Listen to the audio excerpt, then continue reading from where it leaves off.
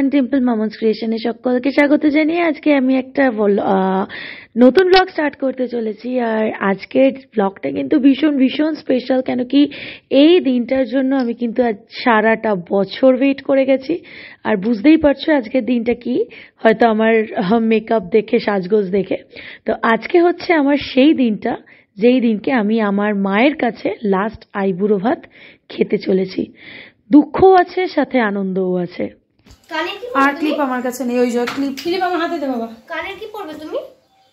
কানের ওই যে ওই এইগুলো। বাহ, সেটা তো সুন্দর দেখছি। হ্যাঁ দেখো মা, এই আবার কি রূপোর। এইটা তো রূপোর। হ্যাঁ মানে এটা চেনটা শুধু গরম গরম। আর এই যে আরেকটা পিস। তো চলো সাজুগুজু করে তারপরে তো গাড়ি রেডি ছিল, বাড়ির থেকে বেরিয়ে পড়লাম। আর তোমরা তো জানোই আমার বিয়ের ভেন্যুটা কোথায়, সেটা হচ্ছে হোটেল গেটওয়ে কন্টিনেন্টাল, 1 নম্বর এয়ারপোর্টের একদম সামনে। তো সেখানে আর কি বাবা আর আমার আরেক ভাই টুকাইয়ের কথা যা বলি, তো সেখানে অলরেডি তারা চলে গেছে। আর আমি, মা আর আরেকটা আন্টি গাড়ি করে আমরা যাচ্ছিলাম।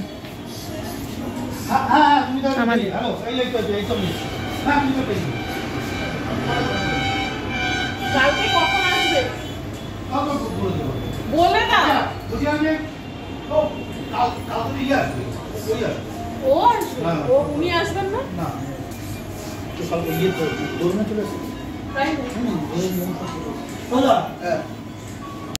তো তারপরে হোটেলে এসে তো দেখি আরেক কাণ্ড, আইবুড়ো ভাতের এদিকে টাইম চলে যাচ্ছে, এদিকে এখনো ব্যাকড্রপই তৈরি হয়নি। অ্যাকচুয়ালি এটা আমার মেহেন্দির জন্য, বিকেলবেলা মেহেন্দি সেরেমনির জন্য ব্যাকড্রপটা তৈরি হচ্ছিল, যেখানে আমি অলরেডি বলেছিলাম যে এখানেই বসে আমি আইবুড়ো ভাত খাবো, তারপরে সন্ধ্যাবেলা মেহেন্দি রসমটা রাখবো। তো যাই হোক, অনেক কষ্টের সৃষ্টি আর কি আইবুড়ো ভাতের মানে মেহেন্দির ব্যাকড্রপটা কমপ্লিট হলো। তারপরে তো আমরা বসলাম আইবুড়ো ভাত খেতে।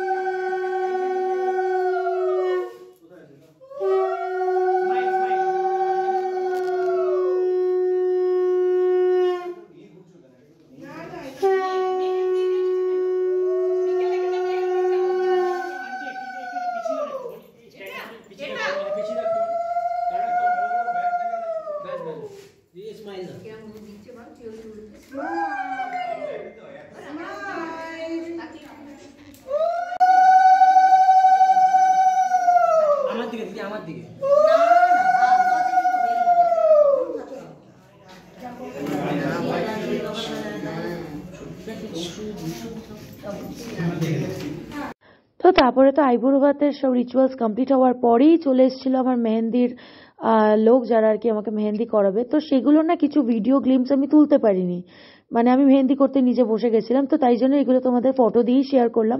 আর এটা হচ্ছে আমার আইবুড়ো মেহেন্দির আর কি ড্রেসটা ছিল, একটা লেহেঙ্গার মতন পরেছিলাম, যেটা আমি অলরেডি আগের কিছু ব্লগে তোমাদের সাথে কিন্তু অলরেডি শেয়ার করেছিলাম।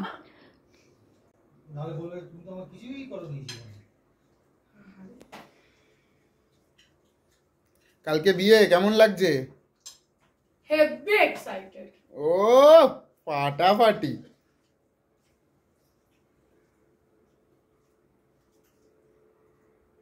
আপনারা দুজন বলুন, কালকে মেয়ের বিয়ে কেমন লাগছে?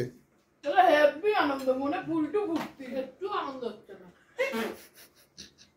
কারণ বিয়ে চলে যাবে, বিয়ে পরের বাড়ি যাবে।